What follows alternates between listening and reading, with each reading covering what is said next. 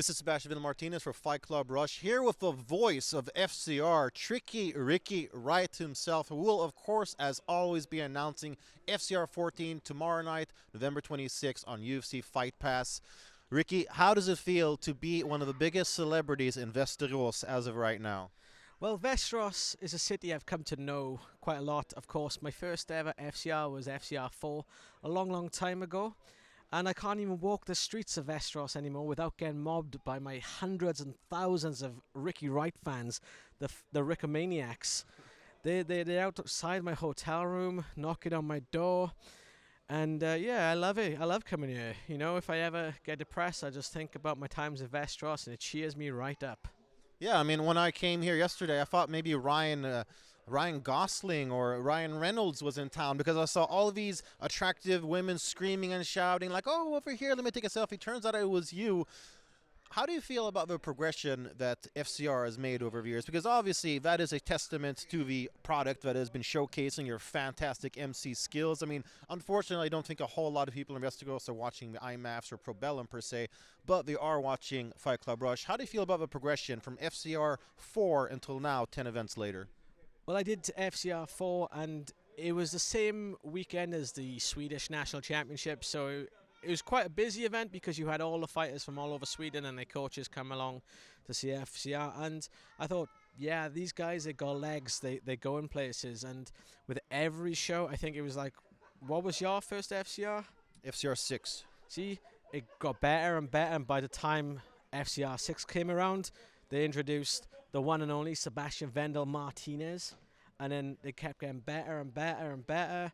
And now they're doing huge like arena shows in here and in Stockholm. And, you know, there's ambition to go all over Sweden and beyond.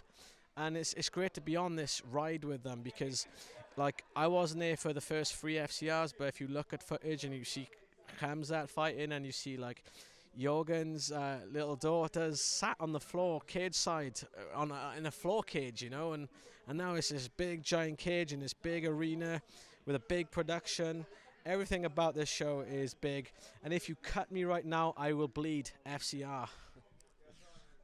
Yeah, see, proof is in the pudding and on his chest as well, and that is why he is the voice of FCR. If we look at tomorrow night's event, obviously it's been affected by some injuries, but still a very strong card despite that. What are your biggest takeaways from the lineup we have tomorrow night? Well, we got out for takeaway. What we having? Thai food, Indian? I think we're going to Yum Yum or Spicy Hot. So. Sounds good. Back to the question. I'll stop messing about now. Well, obviously, Tipsayev versus Hechashosa. They are two guys who have made their names on the FCR circuit.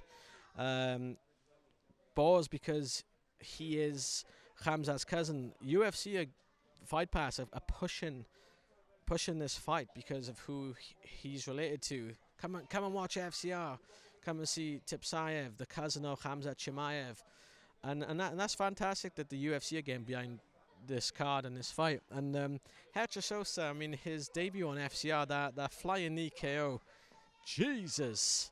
I still have nightmares about that, you know. And so that's a huge fight, and it's going to be good. And, of course, the return of Andreas Gustafsson, the man from the mountains, the scariest looking man I've ever seen, and he's back. And I was really sad when people were telling me that he'd retired because I thought he has so much more to give. And on the European circuit, he's got the potential. Like, he could be a Cage Warriors champion. I'm pretty sure he fought the current Cage Warriors champion, whose name escapes me now, which is really bad at me because he like lives across the border, just over border. It's escaped me too, to be honest. So, but they fought each other and in the IMAF circuit, and now he's a Cage Warriors champion. And Baines took a timeout, and I think he could go as far as he wants to, and he's back. So I'm really excited about the return of Bain Gustafsson. Well, obviously, 2 fantastic fights, and tomorrow is, of course, what's next. But a lot of people are thinking about what comes after that. 2023. We know there's going to be at least 5 FCR events. As the voice of FCR, the one standing in the spotlight, what are your hopes and expectations of next year for FCR? Well, I'm hoping that they pick me up in a limousine when my private jet lands in Västerås Airport. So that your groupies can fit. All my groupies can fit, yes, and and I hope from FCR 1, FCR 4, I said, look, all I want is a brandy glass filled with brown M&Ms, and they still haven't delivered on that yet. So like, if you watching Zlatko, you gotta make this happen. Seriously though, I just hope that they do a lot of shows every year. They've grown and grown, and like Västerås, I love coming to Västerås. It's like a second home to me. Stockholm was fun, but I really want them to go to Malmo just so I can go for a falafel with my best buddy Sebastian here, who's been telling me for years that the best falafels in the world belong to Malmo, Sweden. And even if they go to Copenhagen, I can just nip across the border, get a falafel, nip back across the border, MC some fights, and if they're as good as he says they are, I'll go back to Malmo and get 2 more. Well, that sounds like an outstanding plan. I know that there are many of us, including the guy behind the camera, hoping for FCR Malmo or FCR Copenhagen. It's time to get some MMA down south. But regardless, fans, you love him, you know him, Ricky Wright. He will, as always, be calling the action at FCR 14, which has a potential to top all previous events, which is definitely a feat in itself. So FCR 14, UFC Fight Pass, and FCRMMA.com, November 26th. Tune in, don't miss it.